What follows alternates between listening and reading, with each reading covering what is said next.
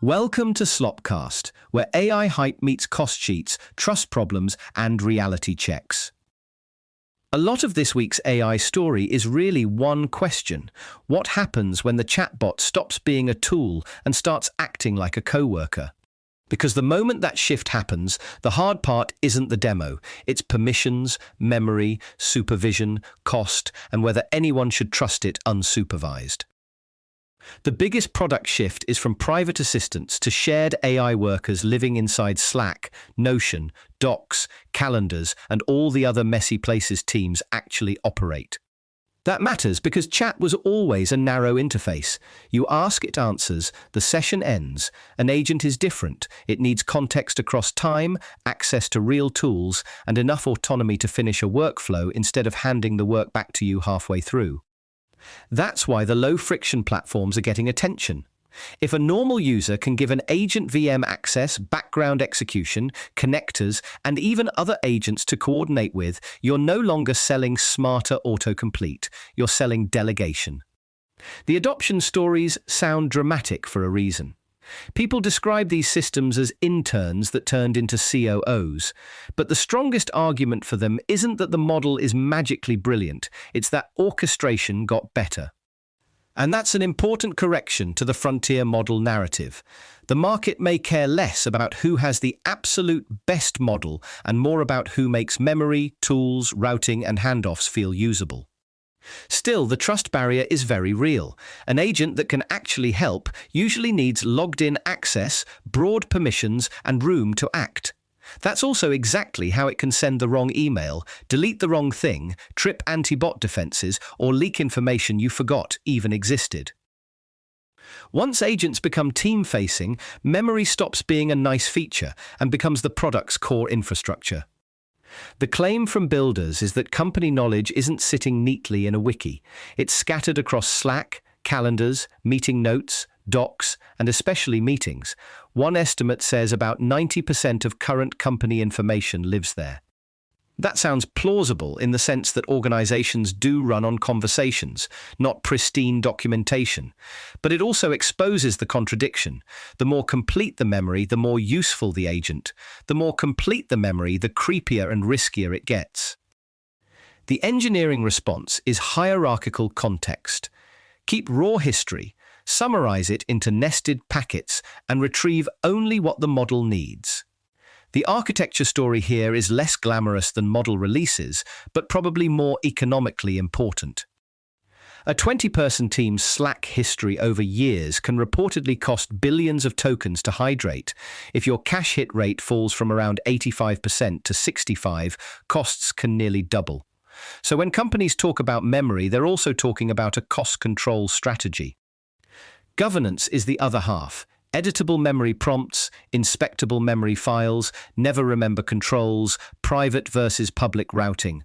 All of that is basically an attempt to turn memory into a social contract instead of silent surveillance. But the unresolved issue is obvious. Historical messages include gossip, venting, confessions, bad drafts, all the stuff humans treat as ephemeral, even when it's technically stored forever. Agents make that old ambiguity impossible to ignore. A lot of the agent debate gets framed as whether the model is smart enough. In practice, reliability looks much more like classic systems engineering. Builders are stacking validators, deterministic checks, model-based reviews, federated validators, and human escalation, and some of the highest value fixes are almost boring. If an agent gives a date, require the weekday and regex check it, cheap guardrails can kill entire classes of mistakes. For harder actions, bigger validator prompts and layered checking apparently cut error rates a lot. Even a plain "Are you sure?" confirmation helps. One of the more counterintuitive findings is that autonomous modes can sometimes be safer than human approval theatre. Anthropic reported auto mode catching harmful actions far more often than human reviewers in one study. That doesn't prove autonomy is generally safer. It does suggest humans are often inattentive bottlenecks, especially when approval prompts are frequent and low context. The deeper challenge shows up with continually learning systems.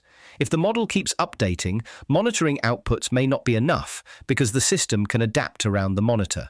That's where the training time steering crowd says you need the steering wheel, not just the dashboard.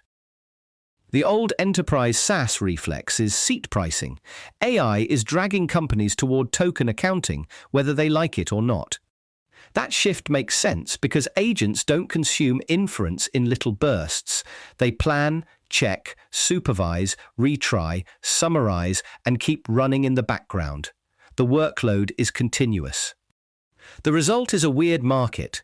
Median spend can look modest, around $11 per employee per month in one ramp snapshot, while the extreme users are spending thousands per employee.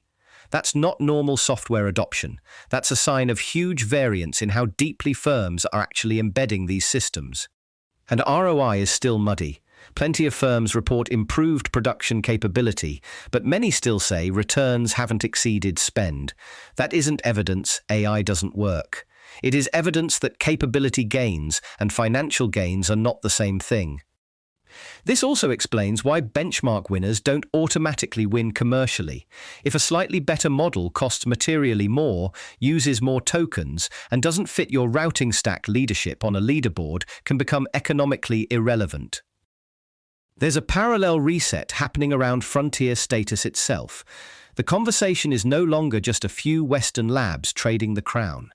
Openweight and Chinese labs are now part of the serious frontier discussion, and some of the monetization experiments are interesting. Instead of pure closed control, model creators may publish weights and make money through commercial terms or revenue sharing. That doesn't mean openness is free of trade-offs. It changes who can build, who can defend, and who can misuse. But it does weaken the old assumption that moat equals secrecy. Geopolitics keeps crashing into product reality too. Compute capacity can move through remote access, leased clusters, and shell structures, even when export controls tighten. So policy headlines can sound decisive while the actual compute picture stays leakier than advertised. And then you get episodes like the Manus transition, where geopolitics isn't an abstract risk, but a user-level event involving deleted data, backups, and rebuilding systems from scratch. The practical takeaway is that frontier leadership, product leadership, and geopolitical control are now three different competitions. Sometimes the same company leads all three. Often it doesn't. The hardest question under all of this is timeline uncertainty. Some people think recursive AI progress could compress years into months once systems seriously automate AI research. Others are making much more aggressive claims right now. The only fair reading is that confidence outruns evidence here. There are real reasons to think acceleration could happen, and not enough evidence to speak with precision about exact dates. What does look solid is the governance problem shape. Reward hacking is real, epistemic dependence is real. If institutions rely on systems they can't verify, that creates a political problem as much as a technical one. BioAI sharpens this further because validation is slow, physical, and expensive. Protein design results are impressive, especially when structure predictions line up closely with cryo-EM, but wet lab truth still bottlenecks everything. That means the upside and the risk both rise together. Better design tools could unlock new drug modalities. The same capability area also raises biosecurity fears that are harder to test safely than software risks. So when people call for audits, insurance, interpretability requirements, or tighter controls, they're reacting to a real asymmetry. Capability scales quickly. Verification often doesn't. One last point that ties the whole week together: trust is low, usage is high, and infrastructure is becoming visible to ordinary people. Workers are already using AI broadly, often secretly, because disclosure can make them look lazy or non-compliant. That secrecy slows learning inside organizations and makes governance worse, not better. At the same time, the labor picture is mixed. Some roles, especially senior technical ones, are still growing. Many firms prefer retraining existing staff over hiring armies of specialists, so the simple automation story misses the organizational transition costs. And outside the office, data centers are turning AI from a software story into a local politics story about power, water, land, and whether the jobs justify the footprint. That's probably the cleanest reality check for the whole sector. AI isn't just an intelligence product anymore, it's an organizational system, a capital expenditure system, and increasingly a public acceptance system. That's the week on Slopcast. The recurring theme isn't whether AI is real, it's whether the surrounding systems are mature enough to deserve the confidence being asked of them. See you next time. This episode was generated by Podkey. Create your own at podkey.fm.